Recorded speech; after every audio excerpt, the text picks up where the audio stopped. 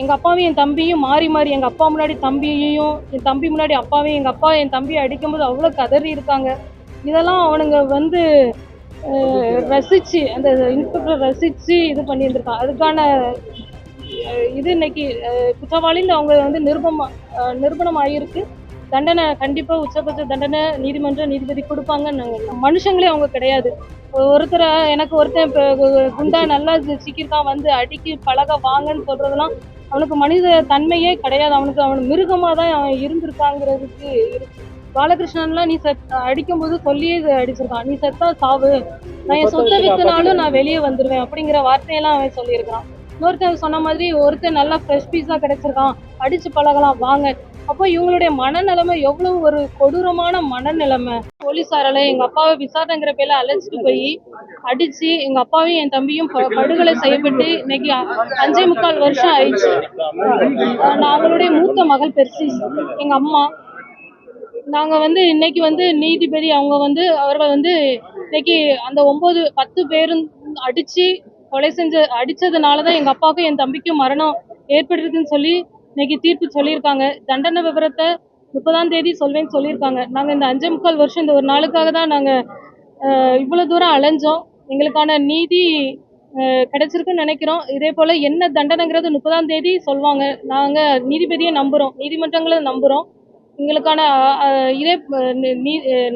தக்க தண்டனை அவங்களுக்கு கொடுப்பாங்கன்னு சொல்லி நம்புறோம். அந்த தண்டனை மூலம் இனிமே இதே போல ஒரு குடும்பம் எங்களை போல வேதனைப்படாது, இதே போல பாதிக்கப்படாது.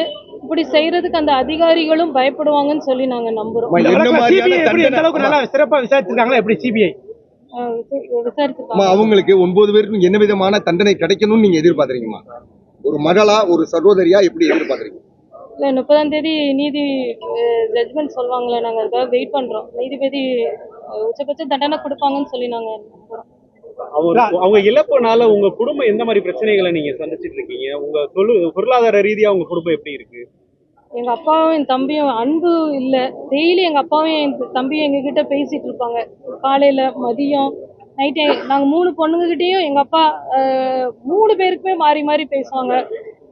எங்க அப்பா என் தம்பியோட அன்பை இழந்து போய் நாங்கள் காணப்படுறோம். என் தம்பி அவன் 31 வயசுல அவனை அடிச்சு கொண்டுட்டாங்க. அவனுடைய வாழ்க்கையை அவன் அப்பதான் ஸ்டார்ட் பண்ணவே போறான். அவனோட வாழ்க்கையே மொத்தமா இவங்களுடைய அதிகாரத்தினால அவனுடைய வாழ்க்கையே மொத்தமாவே அழிச்சிட்டாங்க. அதை நினைக்கும் பொழுது நாங்க உயிரோடு இருக்கிற வரை எங்களுக்கு அது வேதனையா தான் இருக்கும். மிக இழப்பு தான். அதே மாதிரி நீதிபதி தீர்ப்புல வந்து சொல்லிருக்காங்கல்ல, இரவு 8 மணில இருந்து விடியற்காலை 3 மணி வரைக்கும் தொடர்ந்து தாக்கிக்கிட்டே இருந்தாங்க, அவங்களோட மரணம் வந்து இயற்கையான காயங்கள் கிடையாது அப்படின்றத சொல்லிருக்காங்க. அதை குறித்து எப்படி நாங்க அதான் சொல்றோம். 7:50க்கு 7:45க்கு என் கடையில இருந்து எங்க அப்பா கூட்டு போன உடனே அடிச்சு 7:50ல இருந்து திருப்பி 11:30 வரை அடிச்சிருக்காங்க. திருப்பி 11:30க்கு ரகு கணேஷ் உள்ள வந்திருக்காரு. ரகு கணேஷ் திருப்பி 3 மணி வரை எங்க அப்பாவையும் என் தம்பியும் மாறி மாறி எங்க அப்பா முன்னாடி தம்பியையும், என் தம்பி முன்னாடி அப்பாவையும், எங்க அப்பா என் தம்பியை அடிக்கும்போது அவ்வளவு கதறி இருக்காங்க. இதெல்லாம் அவனுங்க வந்து ரசிச்சு, அந்த இன்ஸ்பெக்டர் ரசிச்சு இது பண்ணியிருந்திருக்கான். அதுக்கான இது இன்னைக்கு குற்றவாளின்னு அவங்க வந்து நிரூபணம் ஆகியிருக்கு. தண்டனை கண்டிப்பா உச்சபட்ச தண்டனை நீதிபதி கொடுப்பாங்கன்னு நாங்க நம்புறோம். அதே மாதிரி இந்த வழக்குல குறிப்பா இவங்க 2 பேரும் அடிக்கிறதுக்கு வந்து நம்ம ட்ரைனிங் கிடைக்கிறதுக்கு வந்து சிக்கிருக்காங்க, அப்பா அம்மா சிக்கிருக்காங்கன்றதுல நீதிபதிகள் அந்த தீர்ப்புல சொல்லிருக்காங்களா? அதை சொல்லுங்க. எந்த அளவுக்கு அவங்க மனசுல எந்த அளவுக்கு அவங்க அதான் அதிகாரத்துல நம்ம இருக்கோம், யாரும் நம்ம போலீஸ் யாரும் நம்மள கொஸ்டின் கேட்க முடியாதுன்ட்டு. ஆனா அதெல்லாம் அவங்களுக்கு மனுஷங்களே அவங்க கிடையாது. எனக்கு ஒருத்தன் குண்டா நல்லா சிக்கிருக்கான் வந்து அடிக்கி பழக வாங்கன்னு சொல்றதெல்லாம் அவனுக்கு மனித தன்மையே கிடையாது. அவன் மிருகமா தான் அவன் இருந்திருக்காங்கிறதுக்கு இருக்கு. ஆமா, நீண்ட நாள் போராட்டத்துக்கு இன்னைக்கு வந்து உங்க கணவரையும் மகனையும் ஒண்ணு சேர இழந்தீங்க. இன்னைக்கு வந்து நீண்ட நாள் கண்ணீருக்கு இன்னைக்கு ஒரு தீர்ப்பு வந்திருக்கு. அந்த தீர்ப்பு நீங்க எப்படிமா பாக்குறீங்க? போராட்டம் எல்லா மக்களும் எல்லாரும் எங்களுக்காக எங்க கூட சேர்ந்து போராடினாங்க. அதுக்காக ஒரு நல்ல தீர்ப்பு வந்ததுன்னு நினைக்கிறேன்.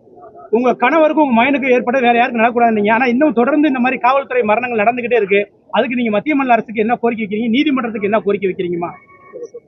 அதாவது தண்டனைகள் உச்சபட்ச தண்டனைகளா இருக்கும் பொழுது அந்த அதிகாரிகள் இன்னொருத்தரை அடிக்கிறதுக்கு பயப்படுவாங்க. ஏன்னா இப்போ அவங்களுடைய குடும்பங்களும் சஃபர் தான் ஆக போகுது. அப்போ அதை வந்து மற்றவங்க யோசிப்பாங்கல்ல. அப்போ இதே போல நம்மளுக்கும் தண்டனை கிடைக்கும், நம்மளும் நீதிபதி என்ன தண்டனை கொடுக்க போறாங்கன்னு தெரியல. அந்த உச்சபட்ச தண்டனைகள் கிடைக்கும் பொழுது அவங்களுக்கு அந்த பயம் வரும். ஒருத்தரை வந்து அந்த மிருகத்தனமா அடிக்கவோ பண்ண மாட்டாங்கன்னு சொல்லி நம்புறோம். அப்படிப்பட்ட தண்டனை கொடுக்கணும்னு சொல்லி நாங்க கேட்கிறோம். இந்த தண்டனையை முன்னாடியே வழங்கியிருக்குன்னு நினைக்கிறீங்களா? ஆமா, கண்டிப்பாக முன்னாடியே வழங்கியிருந்தா இன்னும் நிறைய எத்தனையோ கஸ்டடி டெத் நடந்துகிட்டு தான் இருக்கு. தெரியறது தெரியாம இருக்கலாம்.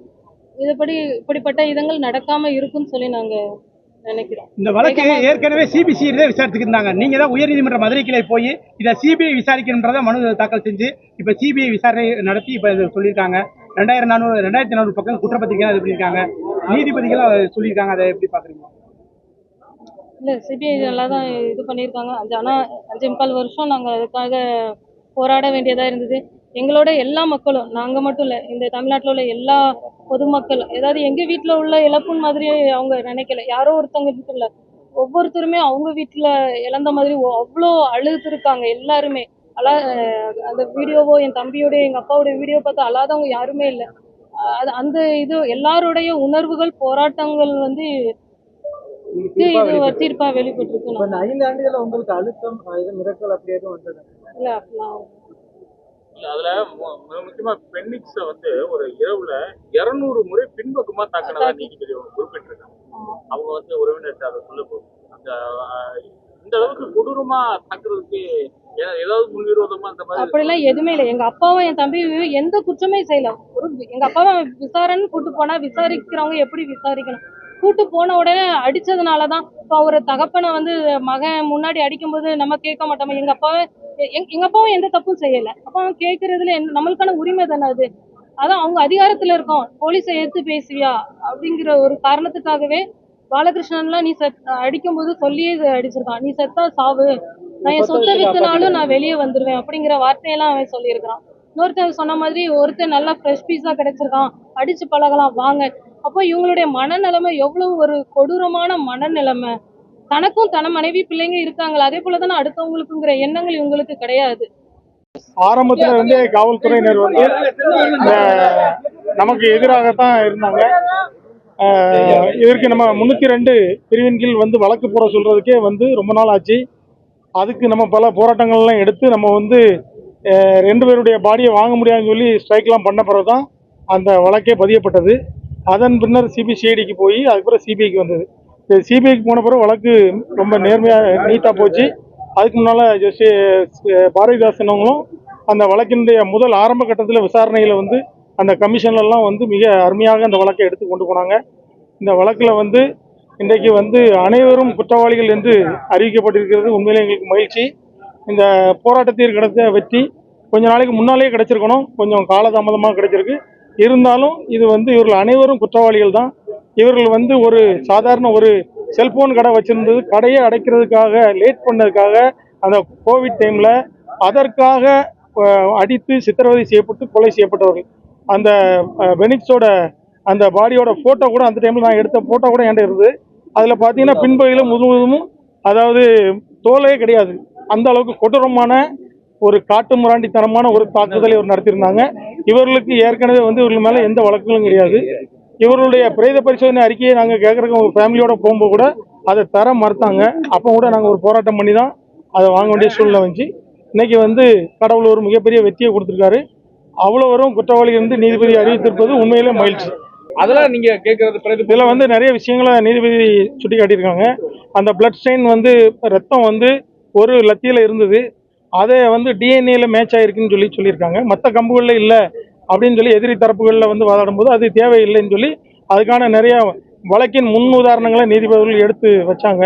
எனவே அதை ஏற்றுக்கொள்ள முடியாது. ஒரு லத்தியில் ரத்தம் இருந்தாலும் அது மேட்ச் ஆகிருக்கும் போது அது வந்து அவர்கள் அடித்ததுனால தான் அது நடந்திருக்குன்னு. ரெண்டாவது, அங்கேருந்து அவர்கள் வந்து கோயில்பட்டி கிளை சிறைக்கு ஒரு தனியார் வாகனத்தில் கொண்டு சென்றிருக்கின்றார்கள். காவல்துறை வாகனத்தில் கொண்டு செல்லாமல் அந்த தனியார் வாகனத்தினுடைய சீட்டெல்லாம் ரத்தம் பிளட் ஸ்டெயின்லாம் எடுத்து மாதிரி எடுக்கப்பட்டிருக்கிறது. சிபிஐ மொத்தத்தில் இந்த சிபிஐ வந்து இந்த வழக்கை மிக நேர்மையாகவும் திறமையாகவும் அந்த வழக்கை கொண்டு போனாங்க. அதனால தான் இந்த வழக்கிற்கு ஒரு முழுமையான ஒரு வெற்றி கிடைத்திருக்கு. காலம் நீண்ட காலமாக இருந்தாலும் நேர்மையான ஒரு சரியான சாட்சிகள் மூலம் இந்த வழக்கு நிரூபிக்கப்பட்டிருக்கிறது என்பதை நீதிபதி சிசிடிவி ஃபுட்டேஜ் ஒவ்வொரு இடமா எல்லாத்தையுமே சொன்னாங்க. எந்தெந்த இடத்துலலாம் வந்து இது வந்து அவங்கள டினை பண்ணி சொல்லிட்டே வந்தாங்க. நன்றி, எல்லாருக்கும் நன்றி. டவர் லொகேஷன் சார் மத்திய மாநில அரசுகளுக்கு ஏதாவது தாக்கல் பண்ணிருக்காங்க? மத்திய மாநில அரசுகள் இவரை பற்றி, இந்த அக்யூஸ்டை பற்றி அறிக்கை தாக்கல் பண்ணணும். அதுபோக நன்னடத்தை அலுவலர் அவர் இவங்களை பற்றி ஒரு அறிக்கை தாக்கல் செய்ய வேண்டும்.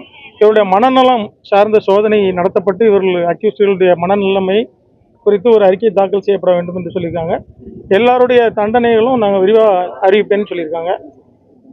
சார் பெனால்ட்டி, அவங்களுக்கு பெனால்ட்டி போடுறதுக்கு அவங்களுடைய சொத்து மதிப்பு, அவங்களுடைய கடைசியாக வாங்கின சம்பளத்தினுடைய அந்த சான்றிதழ்களை மாநில அரசு சமர்ப்பிக்கணும்னு சொல்லியிருக்காங்க. அதாவது சிசிடிவி ஃபுட்டேஜில் இருந்த பதிவுகளை போலீஸ் ஏற்கனவே அழிச்சிட்டாங்க. அதை ரெக்கவரி சாஃப்ட்வேர் போட்டு தான் எடுத்திருக்காங்க. அதில் அந்த ஹாஸ்பிட்டலில் அந்த போலீஸ் ஸ்டேஷனில் உள்ள ரத்த கரைகள்லாம் அழிக்கப்பட்டிருக்கு, கழுவப்பட்டிருக்கெல்லாம் இருக்குது. நீதிபதி அவர்கள் அந்த டைமிங் பார்க்கும்போது கொஞ்சம் வேரியேஷன் இருக்குது, அந்த சன்லைட்டோட வேரியேஷன் இருக்குதுன்னு சொன்னாங்க. ஆனால் ஆக்சுவலாக ஈவினிங்லேருந்தே அவங்க காலையில் வரைக்கும் தாக்கப்பட்டிருக்காங்க. சார், குற்றம் சாட்டப்பட்ட 9 பேரும் குற்றவாளிகள் இருக்காங்களா? 9 பேரும் குற்றவாளிகள்.